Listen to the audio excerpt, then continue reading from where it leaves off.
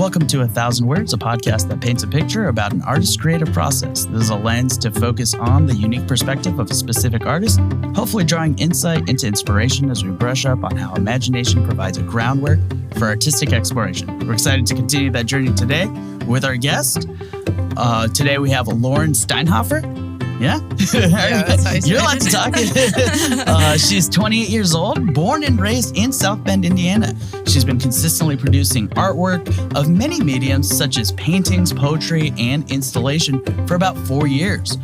Her work centers around processing emotions. Her main focus is on the persistence of being and bringing representation to the human experience as far as what we have going on internally. In her opinion, a life lives for art is a life worth living. Also, her work is rather large, and let's see a little bit more about it. So can you describe the piece you brought in today? The piece that I brought in today is called Disassociation. As far as the creation of it, it is on a frame that I built that's 5 by 3 feet, and it's painted on a stretch sheet. So I like to upcycle sheets and use them as the basis of the painting and allowing that floral fabric to come through and amplify the piece itself. It is a visual representation of what I feel like disassociation feels like when you are you're kind of present but not. And you have all of these numerous identities that are kind of off on their own journey while you're in the trying to remain in the present moment. And that's what that piece is about. But yeah, and then one of the things that strikes me immediately is also your use of negative space, the blacks on the contrasting. What makes you kind of think of those decisions? How do you consider those ideas? I mean, honestly, it's not too deep. When I throw this festival called Yart, and we made this 13-foot moon, and we actually got like a spray gun and used black patio paint. Mm-hmm. And I had like a half a gallon left over, and I just started experimenting with it because I loved how flat it was. And then it kind of just became a part of my pieces, and I've been consistently using it ever since. Oh, that's amazing. So, like, what is your process from vision to actually putting a paintbrush on canvas? A lot of introspection. Like, that's kind of when I come up with what I'm going to paint. I write poetry, so a lot of the times I'll write about how I'm feeling or, like, what I'm processing or going through, and then the metaphor of the poem becomes the piece. And then that's kind of how I get the actual visual. And then from there, I find the references, and then it's just a matter of putting it on the canvas. And then because it's a podcast, I was going to ask you, like, how should a viewer's eyes move through this artwork specifically? But because it's a podcast, a lot of people can't see it. So can you describe it a little bit for me, what we're seeing, and then how you kind of, like, your eye goes through it? To me, I start with the figure that has the hand, and then the lines, I'll just say the lines. The lines that like overlap the more figurative. I'm losing my words here. So the lines kind of guide your eye throughout the piece with how it kind of shapes where the ending of a face would be, because they're so melted together. I feel like it kind of it stays within the confines of that negative space that is the black, and that's kind of just how it moves through and I went to IUSB, and I think it was Allie Sulpy. She was like one of my professors, and she said that you follow the bananas. Okay. So like any kind of shape that has like a banana shape to it, you know, that usually like guides your eye throughout the piece. And I think that there's a lot of banana shapes in this with all the curvature of the faces. And that's kind of the direction that it takes you. And then how did some of your poetry influence disassociation? Oh, I was in a disassociated, whatever the word is, state for like a decent amount of time over the summer. And I didn't realize it until I just started free writing. And I was working on, this is a part of a series called The Persistence of Being. And it wasn't until I actually started putting just my random thoughts out there that I was like, oh, that's what was happening. And then that stemmed to this. Just one of the pieces. The other pieces are along the lines as well. Like there's one called Hold Fast, which is, it's an image of, they visually they look non-binary, and they have wings that come up with a hand and scissors that are about to cut the wings, and it's based off a Langston Hughes poem, actually, like "Hold fast to dreams, for if dreams die, life is a broken winged bird that cannot fly." And at that time, I was going through it. I had just lost my vehicle. I was like, my furnace went out and it was in the dead of winter. And I was like, man, I'm out here trying to be a full-time artist and all these things are happening. But I'm like, I got to hold fast. I got to hold fast to dreams. So, and like, those are just two pieces. That was a series of 10. Oh, cool. Tell me about what the persistence of being means to you. Oh man, to me, the persistence of being is just trying to move through life as elegantly and as present as possible. It actually stemmed from the first painting that I was ever proud of. I think I did that in, I want to say like 2014. And that painting was called The Persistence of Being. And it was when I actually realized, like, man, okay, I'm not too bad at this, you know? Like, really? Maybe I should keep going, which is, it feeds into the persistence of being, you know? What was it particularly about that piece that, like, you're like, this is it. I have found my calling. I could feel it. I saw the energy that I put into it. Not as far as like what the painting actually looked like, but the way that it emoted. It gave me the same feeling that I was feeling when I painted it, and was like, okay, I'm onto something, you know? Yeah. And then ever since then, it's kind of how all my work has been directed. Are you able to paint in the moment, or is it a reflective process?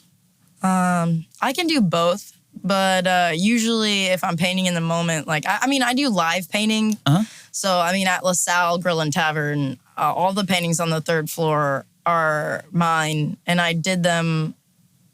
They're paintings of bands as they're playing. Oh, cool. Yeah, so I only spent like 3 hours. The duration of their set is as long as I painted, so they're very loose.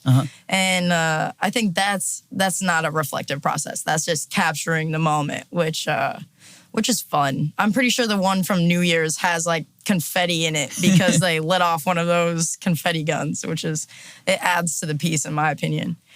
But yeah, I feel like those types of instances are way less deep, I guess. Oh, okay. But I just did a live painting. When was that? On Wednesday. Oh, today? What is today? Thursday? Today would be Friday. Today's Friday. Oh, yeah. Okay. I just did a live painting at Watermark Brewery on Wednesday. And I'm starting to kind of reflect before I paint. So then I go in with more of an intention. Okay. And I'll have like an outline of what I'm going to do. And then I'll just keep it moving that way. But I just started doing that. Before it was like, oh, I'm going to paint this, like the bands or this person that's just sitting there, or, something more in the space. Yeah, absolutely. And then the artistic life, when you're in your studio, it's a little bit more, not lonely, but it's more isolated. It's very intimate. Yeah. So what are the advantages of that? What are the advantages of being social and out and live painting? Oh. I think of my studio as like my sanctuary. But within that, there are, I don't know, confines within myself, because I'm an overthinker. So yeah. like if I'm sitting in my studio for a long time, I'll start to over process and then I get caught up in my thoughts rather than actually implementing the action. And then when I'm in like a space that has a lot of energy and it's not as in my head, then I can move quicker and like a little more free, you know, without the expectation that I'm putting on myself in my own space, you know? Why is it important to have your own space? Why is it important to have community spaces? I feel like it's important to have your own space for that time of reflection and without the fear of being judged in your mistakes, I guess. But I mean, that's just me personally. Some people can move very, very freely and just embrace their mistakes in a community space with like the collectives, which I mean, I feel like when we work on Yart, that's all trial and error. So that is a community space. But yeah. Is the intention of the guest that's coming to Yart different than the intention of a guest going to, let's say, Watermark Brewing? Is that what makes it a little bit more judgmental?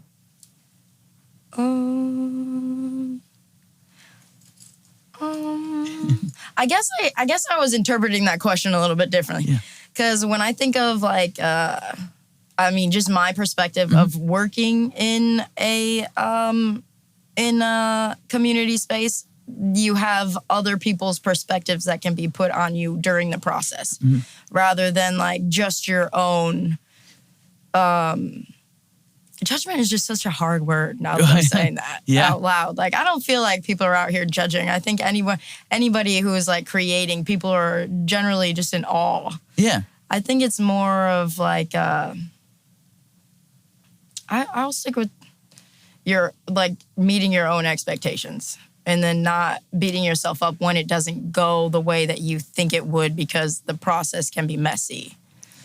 And then there is less expectations when you're alone than when you're working in a community space. Oh, okay. So it is your own focus on like, oh, other people are kind of looking at this. Right, yeah, at the time of. Okay. Because, I mean, I start over on paintings all the time because they just aren't working out the way that I want them to, or any kind of project, especially in the installation realm, because I don't know entirely what I'm doing ever. So it's like, is this going to work? Is this going to work? I don't know. We're going to try it. And then it all falls apart, or it either holds together, you know, like, and I think having other people around in that process could add to the expectations you put on yourself. But it also depends on just how safe the space is. And I feel like creators in general, especially around here, just want to help. Nice. So, yeah, I kind of regret saying judgmental. I don't think anyone around here is too judgmental. Oh, okay. For sure. Yeah. Hey, we only have the vocabulary we have at the time. So you're like, oh, this is the right word. No, actually, that's now on reflection. This is not the right word. So that's fine. And then for disassociation, how do you figure out like the title for a specific piece? I mean, especially within a series of like the persistence of being. Just trying to encapsulate the emotion itself, I guess. There's which other ones were in there? There was one of my favorite pieces. Actually, this is probably my second favorite piece that I've ever done. It was called Unsolicited Advice, and it was a part of the persistence of being. And it was a woman who had a shape sorter on her head, which is like one of those children's toys where you have to fit like the circle and the circle and the square and the square. And there were hands trying to force it into pegs that like didn't fit. And at that time, everyone was trying to, I don't know, voice their opinion on like my next move or like, I mean, I think that's true for everyone. There's always like people that feel as if they know what's best for you in certain situations. And I just kept getting this unsolicited advice. And I was like, how can I put that in a painting? Yeah. And that's kind of how my mind took that idea and then turned it into the metaphor of the shape sorter and then adding the representation to bring in the human experience. Yeah. Well, how can it, for viewers or for guests or people who are seeing your art, how can they be provide feedback that's positive without being toxic, or criticism without being discouraging? Criticism without being discouraging. I mean, I think constructive criticism is important. I think it's all about the language that you use, and like making vague suggestions or I mean, I think that just I mean I'm pretty open to criticism. So like and if someone feels the need to say something, then like you can either choose to accept it or be like, I don't accept that.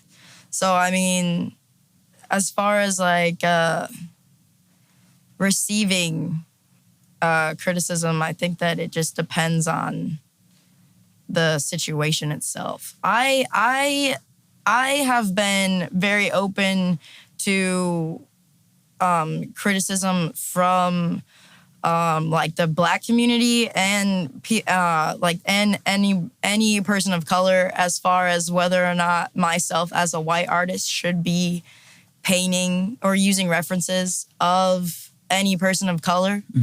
I personally, I mean, I've had conversations with a few people that say that it's good to add representation in the art realm just in general. But then when you bring in the idea of selling artwork, then it's like, okay, so now you're capitalizing off of this. So that's some criticism that I've received, and I'm still trying to like internalize and process how I want to move forward doing that. And I think the I don't know, the resolution that I feel would be most appeasing to myself, because is just to donate some of the proceeds to organizations that would benefit like people of color, you know? So I think that's yeah, I mean, that's some of the criticism that I've received.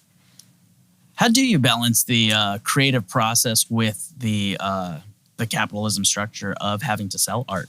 Oh, that's like my least favorite thing ever. I mean, we live in a very fast-paced society. So, I mean, just trying to produce by staying authentic to your vision is it's a struggle. And then hitting price points, especially around this area, I feel like a lot of artists aren't seen as very valuable around here yet. Like, I mean, excuse me. Like if you say this is worth this amount, people are more lenient to be like, oh, that's too much. And it's like, but how are you going to tell the artist what their value is? You know, that's the thing that I struggle with the most in the capitalistic side of art.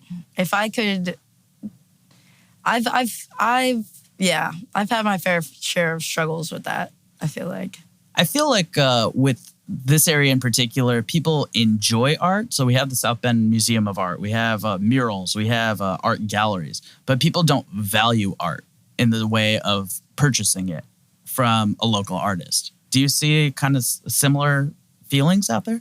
Yeah, definitely. I think that it's not something people specifically seek out around here yet. And but if you go to larger cities, it's almost like a flex, you know, like I got this painting from this artist at this spot. And I think we're getting there, but I don't think that I don't think we're fully there yet, you know? I mean, I don't want to it's almost, because this is South Bend is a very interesting community, being like a college town. So I feel like a lot of the value is put in things that are more affiliated with like Notre Dame. Oh, okay. But I could be wrong. But that's kind of how I feel in terms of where the value is seen. Is it seen more as an academic side of art, or is it seen as more of like, what do you mean by that? I feel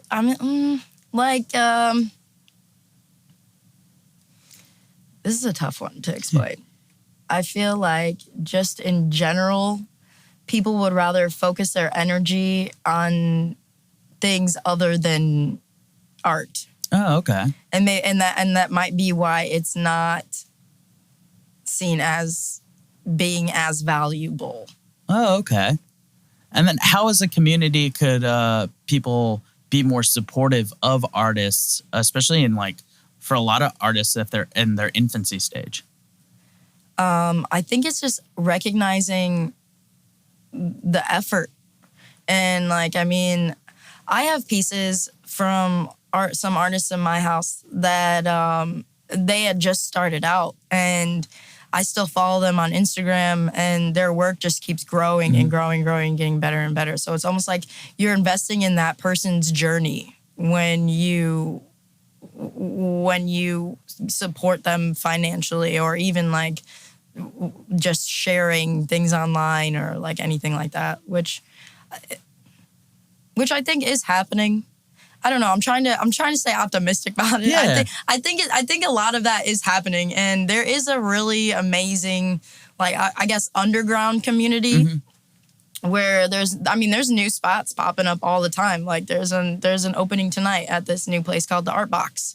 Nice. And the Rocky Button is steady going, and there's Homegrown Hype, which. They're all amazing as well. They do pop-ups over at Howard Park randomly. Yeah. You know, I like their trading cards. Oh yeah, where they're really trying to show a lot of the people in the community and what they're doing. Yeah. Yeah, definitely. Mm-hmm.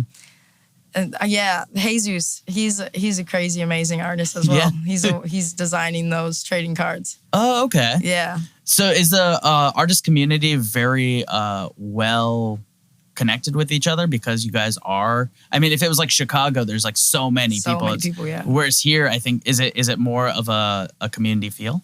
I feel like it is. I feel like if you go to these events, you start to see some of the same people, and then you develop friendships and like workships, I guess, like work relationships, and you just kind of vibe, and then when you're in those spaces, especially like open mic on Mondays at McCormick's or like something like that, then other ideas stem just by like showing up and supporting at like the different brackets of the events, I guess.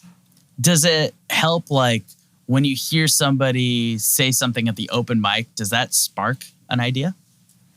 Sometimes, yeah. And then seeing like how bands can form just from like jamming together and like playing in a space where they never had before, that's always really cool to see. Do you enjoy the collaborative process when you're doing artwork? Oh, for art, yeah, for sure. Painting is more so like an individual thing for me because it's so reflective. But when art comes around, everyone's just throwing out ideas, and we're all just kind of brainstorming. And then when you work on large scale projects, you have to have the hands. Yeah. So like and it requires like a lot of communication, and then you get to know people's strengths, and then you try to like balance all that out throughout the process, which is really, really, really beautiful, honestly. Your art seems like it's very personal and very attached to what you do. Could you explain what Yart is and how you got involved? Yart is a festival. It started in my backyard. The first round, Givens, who's now based in Chicago, they made like this amazing light sculpture around one of the trees with these LED bar lights, and it just illuminated like almost the whole neighborhood. It was crazy. It was like moths to a light. All the people just kind of like flocked. It was great. But Yart is just a time to experiment. And a lot of, and try to cultivate some of like the underground culture, because there's so many there's a very diverse music scene here, and but there aren't as many opportunities to play. And yeah, Yar is like one event a year, but the people who show up for it, they're just about the culture, which is, and the people who are involved are as well, and there is no fee to join or anything like that, or to show artwork, which I know a lot of festivals charge to show, but and then there's no commission or anything like that, so all artists can just bring what they got and then just try to make some money, and then they meet other artists that maybe they haven't met anymore, and then everything just kind of stems from there. But yeah, Yart is a collective of creatives, and a one day, like 10-hour event. So, wow. Yeah. 2 stages, and each of the stages is normally an installation. Last year we had the sun and the moon stage, and Nice. the moon stage was like blacklit, and Jesus and Brendan performed, and Jesus came out in like a hazmat suit and then had everyone throw paint on him. And Brendan and it was all blacklight paint, so all the paint was like glowing in the lights, and it was on the drums, and it was like the Blue Man Group. So Oh, cool. yeah, it's a vibe. Yeah. It's a vibe. When you're talking about a vibe, when you're talking about being part of the culture, in art, why does representation matter? How do you try and represent in your art? I mean, when you think about representation, you think visuals. So, I mean, having as diverse of a collective involved, I think it only amplifies the purpose.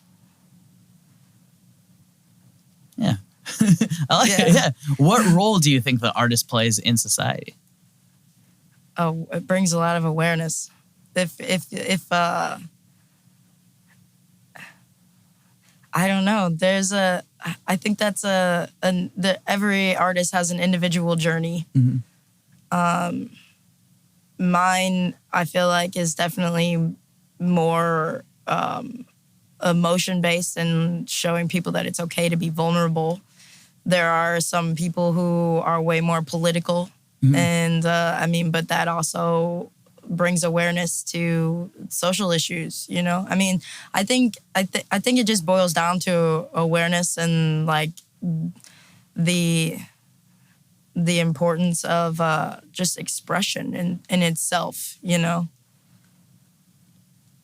When you're saying that your art is more bringing emotion, right now, you know, we have a huge we don't have a lot of resources for like mental health awareness or anything like that. Why is it so important to be able to show people and break down those stigmas of emotions? Just the persistence of being, just to try to stay alive, you know? I mean, any form of expression, poetry, music, visual art, just doodling. I mean, you're releasing this energy. Yeah. So, I think that's... What was the question again? I'm sorry, I got caught up in that. With why is it so important to be able to remove the stigma of being, I guess, emotional or having emotion? A lot of times we want to try and stay very like placated in society. Why is it so important to be able to have this outlet where you can be emotional? It just shows that you're not alone. You know, I mean, everyone has something. Everyone has a story. You know, and then the ability to relate to someone else is very healing. Yeah. So, like, being able to be vulnerable and share those emotional experiences it's helpful for other people. I like that. It's a very much, I think, right now in society, we're always trying to look for individual greatness, but realistically, we're a social community. So Right. being able to share your emotion with other people and have them be like, yes, I was feeling that same way too. And and now I can see it visually represented, or poetry. I can hear the words that mean what I'm talking about. Yeah. Right. When you're thinking about your studio, what has made that studio not just a room, but like a safe space to create? My walls are covered in messages to myself. So as soon as I walk in, I see where I've been, like who I was, who I am, and who I want to be. So to me, that definitely separates the space from any other space that I've ever worked in.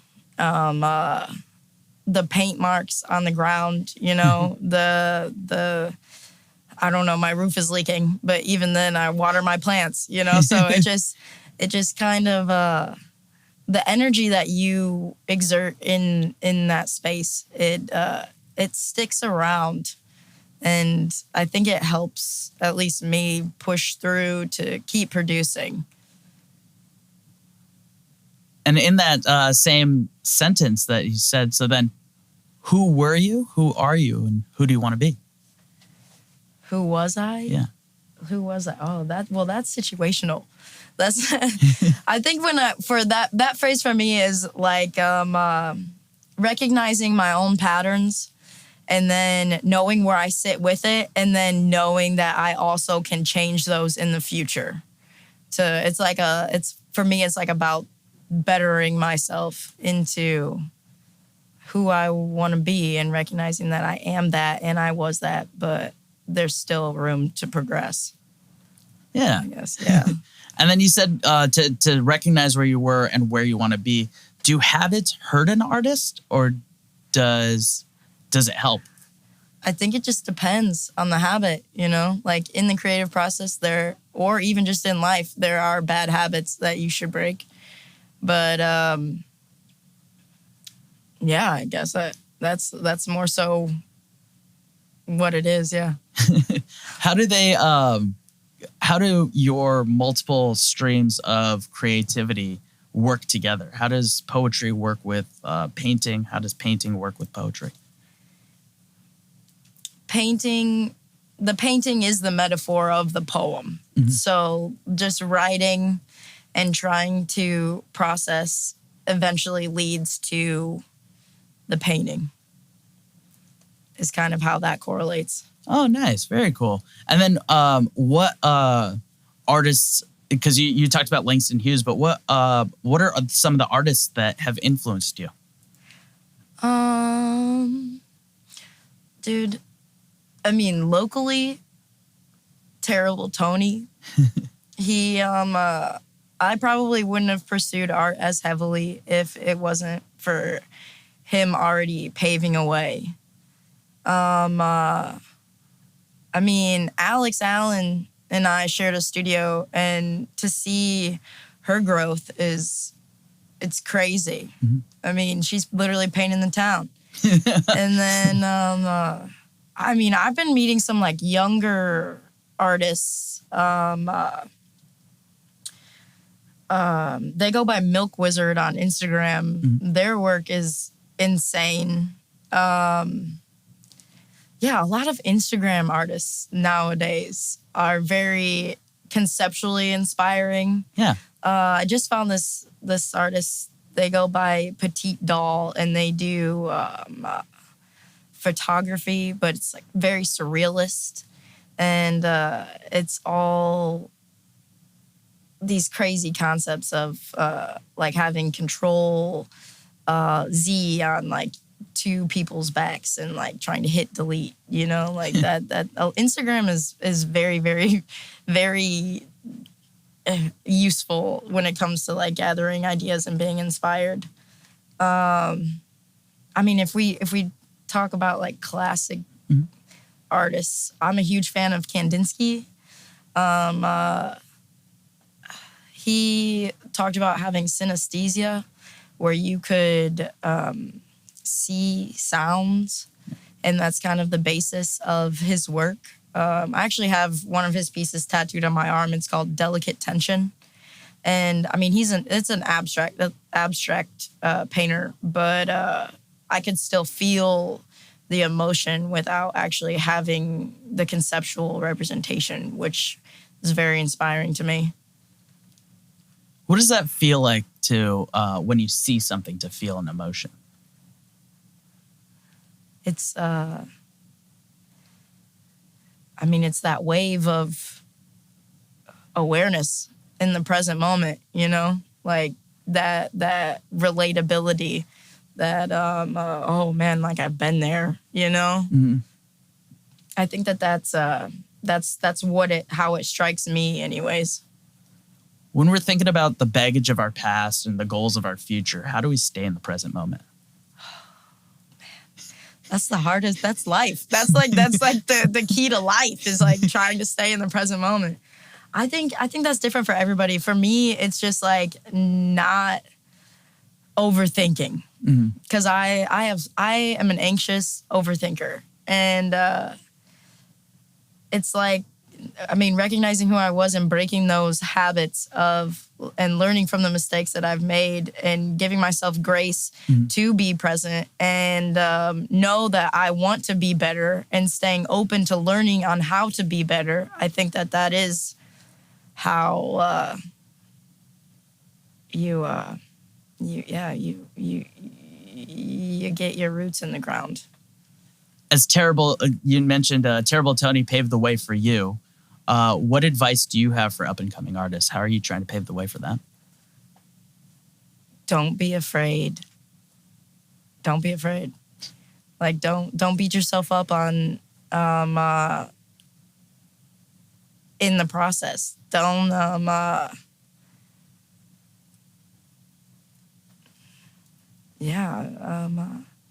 only you can do what you can do. Mm-hmm. So I think a lot of times the phrase comparison is the thief of joy. Like when you see other people doing something and you're not quite there yet and you want to be so badly, it can almost be like a detriment to your growth. So just accepting yourself where you are and allowing yourself to go through the process and make mistakes and like put yourself out there as you are, where you're at, and then just embrace what can come from it. I think that's an essential part of like growing as a person and in the community and as an artist. In that same sense, then, is perfection a myth? I am not a perfectionist, and I don't ever aspire to be. I see how trying to be perfect can deter you from doing anything, like if you I think it is a myth. That's a good way to put it. Yeah. That is a good way to put it, because everything's kind of perfect in its imperfections. Mm-hmm. Like that gives it more character. It gives it more life. It allows it to exist in real time as is. As your process has improved, has there been any past work that you've wanted to redo? Oh, I do that all the time. Really? Yeah. I'm not gonna waste some materials. I'll just if something's been sitting around my studio for a long time and I don't really resonate with how I felt in that moment anymore, because you grow, you find new perspectives. So. It's almost really freeing to go over something that you don't relate to anymore, because it shows growth, and then what you put over the top of it is most likely better than the one that was before. Well, not better, but just like it's more present in the moment. Yeah, exactly. Yeah. Oh, that's fantastic. So, what's a piece that you don't resonate with anymore that you've recently redone, or what's the most recent one? Yeah. The most recent one now. I think I did it about a month ago. It's called Save Yourself. And before it was called The Internet. And The Internet was a bunch of like weird conglomerations of just surrealist happenings, like a leg going through a chair and like doorways everywhere. And Save Yourself now is like a message to myself. It's actually hanging in my bedroom, and that's the first thing I see when I wake up in the morning. but it's a person like free falling, and there's all these hands that are like trying to grab them, and it's like, to me, that is they're never gonna reach. So you have to be the one that like stops yourself from falling, or prepares for the landing, or like realizes that you're not even falling at all. Yeah. And that's why it's called Save Yourself. But what you were mentioning in your studio that you put these messages up for you. What are some of those messages that you respond to? The last one that I just added to my wall was embrace abundance, because I think we attract the energy that we put out, and if we allow ourselves to embrace abundance, and then abundance will come. And I think it's hard for, at least it has been for me to have that mindset, because of like my self-doubt and, oh, I don't deserve this. Oh, like yada, yada, all of the negative self-talk. But yeah, that's the latest. I also adapt them. Like they're like right before I leave my studio door, it said talk to yourself. And now it says kindly talk to yourself. Oh, nice. Yeah. Positive self-talk, you know. Another one that I have on there is choose your failures, which to me, choose your failures is like, you can see it as a failure. You can see it as, oh, yeah, I messed up. Or you can see it as like, oh, I learned something. Yeah. Oh, this led to that, which is now this, and that's amazing. Mm-hmm. And then even in that moment of, oh, I messed up, it was still amazing. Yeah. I think a lot of times people think about the joy of something working out, but not the process of getting there. Like, right. Somebody, I forget exactly where this is. I'm sure it's a much more famous person that said it, but it takes years to become an overnight success. Right. Yeah. Yeah, that type of mentality is another way to like stay in the present too. Because like those tiny steps, they accumulate, and eventually you're at the top of the mountain. Yeah, absolutely. And then do you have like, what environmental factors do you consider to be helpful for your creative process? Music. Oh, yeah. Oh, yeah. I like having all of my doors and windows open in my studio. Coffee. I love having coffee. I've dialed back a little bit. Yeah. Caffeine is addicting. Yeah, there aren't too many, really. As long as I can be messy. I like being messy if I'm really going into a piece. But if I'm live painting somewhere, then obviously I'm going to be respectful of the space. But yeah, that's kind of the environment. So then what music are you listening to right now? What are some of your favorite artists? I'm still stuck on The House is Burning by Isaiah Rashad. I just found this, Orion Sun. I love Orion Sun. Let's see, who else? Tyler, I'm a huge Tyler, the Creator fan. That's like my go-to whenever I don't know what to put on. Probably Igor. Yeah.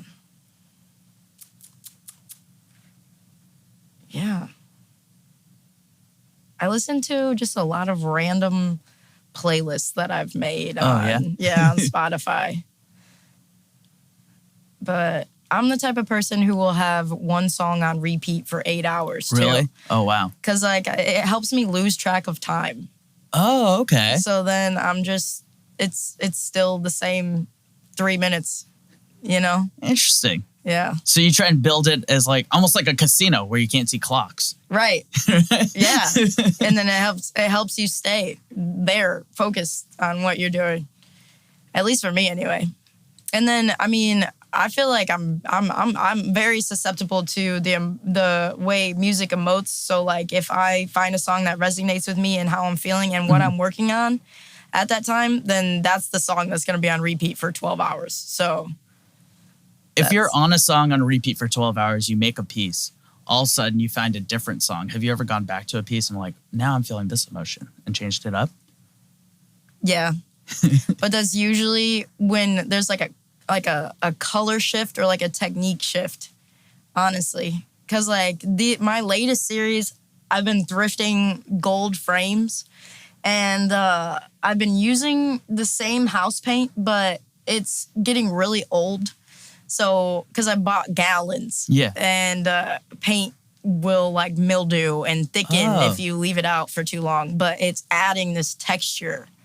So I feel like if I go back into a piece after like now that has already been created, then you could tell the different layers just by the materials that I was using.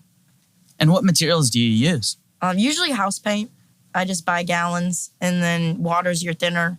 But I also use oils sometimes. But I learned the hard way that those chemicals are very, very harsh. And Sal Moya over at the Frame Factory actually got me like a thinner that was citrus-based rather than like turpentine. Because that stuff will eat your insides. Really? Yeah. Oh. Oil paint is like nothing to mess with. Like it's very intense.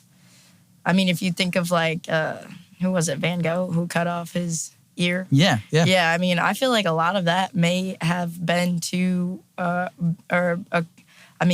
pretty sure he was using man, don't quote me on this. But I feel like the paint and the medium could have added to that. I know he was like not very mentally stable, but at the same time, when you're adding those kinds of crazy chemicals, I don't even know what they were using back then. But I mean, they could have added to it. Yeah.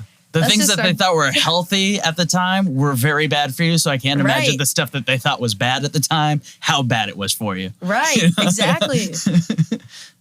My friend Eli, he's in After Hours.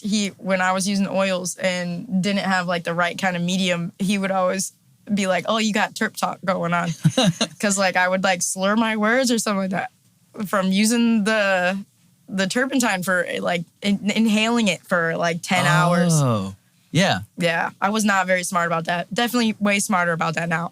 Is that why you keep all the doors and windows open? Yeah, that's why. And then now it became a habit. Yeah. Yeah, and it's a part of it now, yeah. Interesting. Wow. So yeah, even just the materials you used over time, the corrosiveness of it, trying to figure out that. It's kind of like working in a factory that had like that didn't really accommodate for the effects of the metal or like the or like being a construction worker and before they knew what kind of chemicals were in the concrete, you know, and it's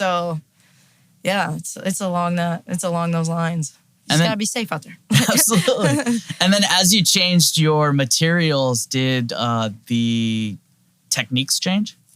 Oh yeah, like oils, they look way more. I want to say fuller in color, and the way that you use oils, the dry time, it takes like days for oils to dry for you to continuously layer and glaze, which is like a different kind of thinning process. But with house paint, I paint really fast. Okay. And so I don't like waiting for the paint to dry. So I can still layer with water as my medium, and then it'll be dry in maybe like 15 minutes. Oh, okay. So, I mean, it speeds up the process, but it doesn't, the colors I feel like are more muted in house paint rather than oils, which, I mean, that could just be how the colors that I'm using in my palette, because a lot of artists have their set palettes, like their go-to colors for mixing. And I mean, I have mine. And what's your go-to palette? Well, usually for house paint, it's like, I mean, burnt sienna, that's for any type of paint. I guess all of these are for any type of paint. Like a burnt sienna, a yellow ochre, a cadmium blue, a cerulean blue, a Naples yellow, white. I've been using black, but I mean, as far as mixing to get a darker tone, but in art school, they're like, no, mix the complements. And like that's the very academic side of like the painting realm is like, yeah, don't add black. But I'm like, no, I'm speeding up. I don't care that much, you know. Oh, okay, yeah. Like it's kind of, there's weird like niche things that go on in the academia realm of the art world. But what else was there? I forget which ones I said. Probably like a cadmium orange, and I feel like I'm forgetting some, but But those are the first ones there. on the top of your head. Yeah, they're there. There's like 10. There's like 10 colors that are in my set palette. But those do change when I want to like amplify some of the tones, or if I go into like the background with not a fabric or anything like that. Like spray paint, I don't have a set spray paint palette if I'm going into like a textured background. That's just like whatever I have, really. Does having formal art training help? I'm sure. Yeah. I mean, I feel like I would have gotten to where I am now as far as technique-wise, but it would have taken me a long time. Mm-hmm. I do think that there are some things that I wish I didn't learn from art school, because, I mean, there's that phrase that's like, art school kills the artist, just because you're being taught these things without, like, having your own process of finding those things, because everyone has a different way of doing something. So when you're told this is how you should do it, but really it's how that one person does it. And there's like numerous ways to get there. I mean, I think it's amazing how far Alex has come, because they are self-taught. Mm-hmm. And I mean, they've had some help from like some of the OGs in the community, but a lot of that is her and just figuring it out, which is great. I mean, that's crazy. You mentioned this before with oil painting, how long it takes, how many days it takes. You said this with house paints, that you don't like to use the complements just because it takes time. Is time your enemy? Time is my enemy and my best friend. We are frenemies. I have a weird... I don't think time truly exists. I think that it's a social construct. I think it's how we allow it to manipulate us that develops the relationship. And it's like I want to control time, but I know I can't. So there's ways that I maneuver around it, I guess. What are some times that time has been your enemy, and what are some of the times where time has been your friend? Deadlines. Deadlines are a thing. I mean, time is, I guess, the underlying friendship is just the fact that that's kind of all we have.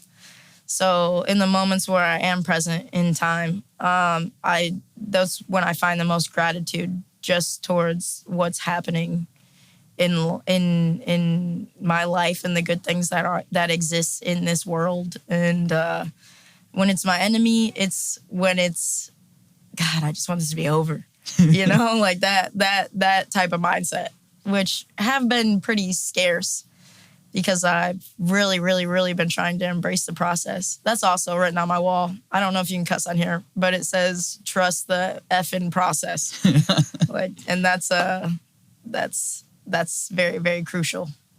Absolutely. And then when you are having those, not just thinking about time, but thinking about space, where do you end and your paintbrush begin? We are one. No, I'm just kind of. I mean, yeah.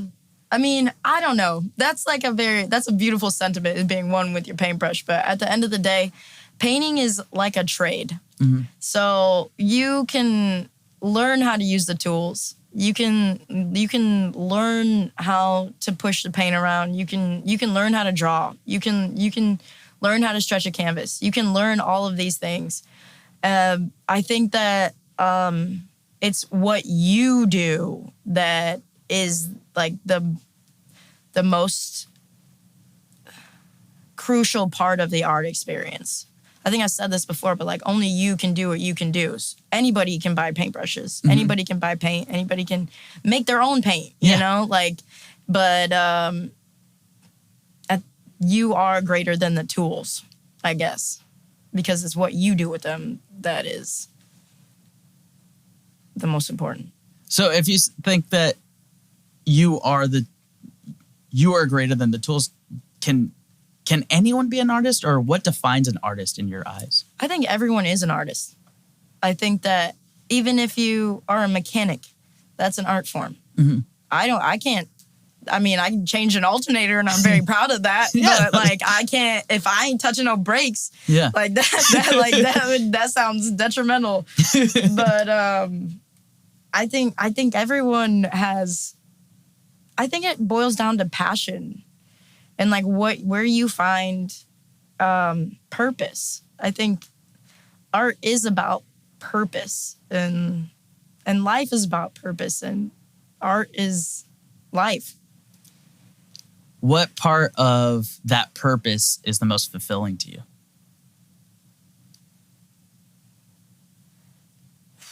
Seeing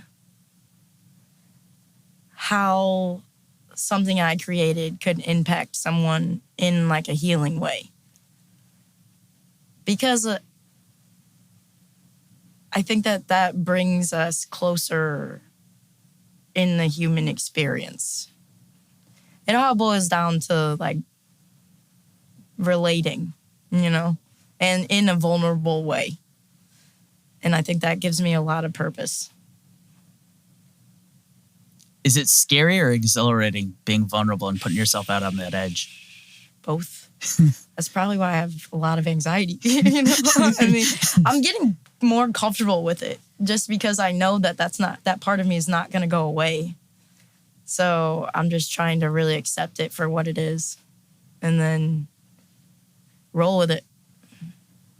When people have those emotions, anxiety, fear, anything like that, does that need to be medicated and placated, or does that need to be advanced and kind of seen where it goes as far as the human experience? Oh, I would not suggest put yourself in anxious spaces and see where it happens. I would just say if you're feeling anxious and you're using all the other tools that you can get for mental health and you still need an outlet and a way to express it or recognize what you're feeling, make some art. Yeah. That's kind of what it is for me. Do you think society should play a role in providing more artistic outlets for people? Oh, yeah, definitely. I think it should be way more encouraged. I think that it's so necessary for the soul, you know? Like it gives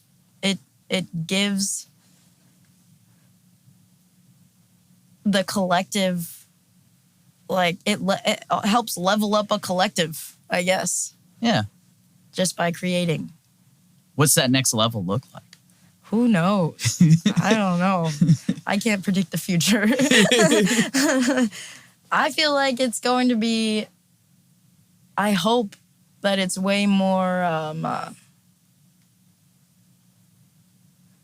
aware and accepting.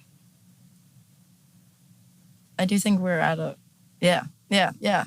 That's vague, but I mean, that'd be a beautiful growth, being more aware and more accepting. Yeah. I think the future's vague, so I think those are great aspirations. Yeah, that's vague. What's integral to the work of an artist? What's what? What's integral to the work of an artist? What does that mean? Like what is the most necessary, I guess, environmental, society, community factors to the work of an artist, to making you be able to express yourself? I mean, support, will,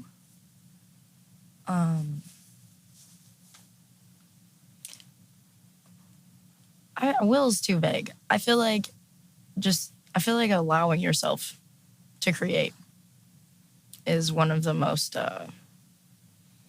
essential things to actually create. I don't know if that answers that question, but No, it does. Some of these I grabbed like ideas or like questions so that I do have like different topics to talk about. And then you're like, well, what does integral mean? And I was like, it's been a long time since I've taken a math class. I'm not really sure the definition of that. I don't think I've ever heard that word. And then one that's a little bit more out of the box that I do know all the words to. How do you think imagination works? Oh, what? What? Oh, man. Imagination? Ooh, I feel like imagination works by opening yourself up to the fact that there's endless possibilities. Even if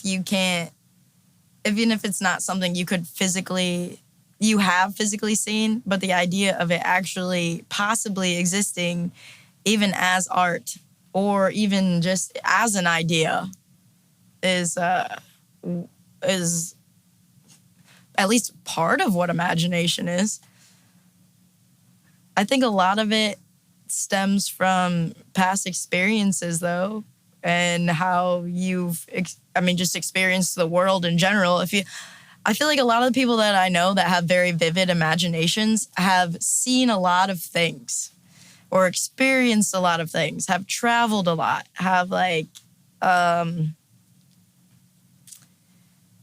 or maybe, you know what? That's not even true. That's not even true. I'm just thinking of, damn, that's a really hard question. I'm going to leave it. I'm going to text you like an hour or two later with an actual answer because I don't know how to answer that question right now. Well, then we'll leave it with that. So thank you for listening to 1,000 Words. I'd like to thank our guest, Lauren Steinhofer, for her time, effort, and insight. This episode was recorded at Wolf Den Studios in South Bend. Our audio engineer is Dustin Taberski. We hope you enjoyed this journey of inspiration, imagination, and exploration. I'm Ryan Doss, reminding you to have fun, be creative, and enjoy a wonderful day.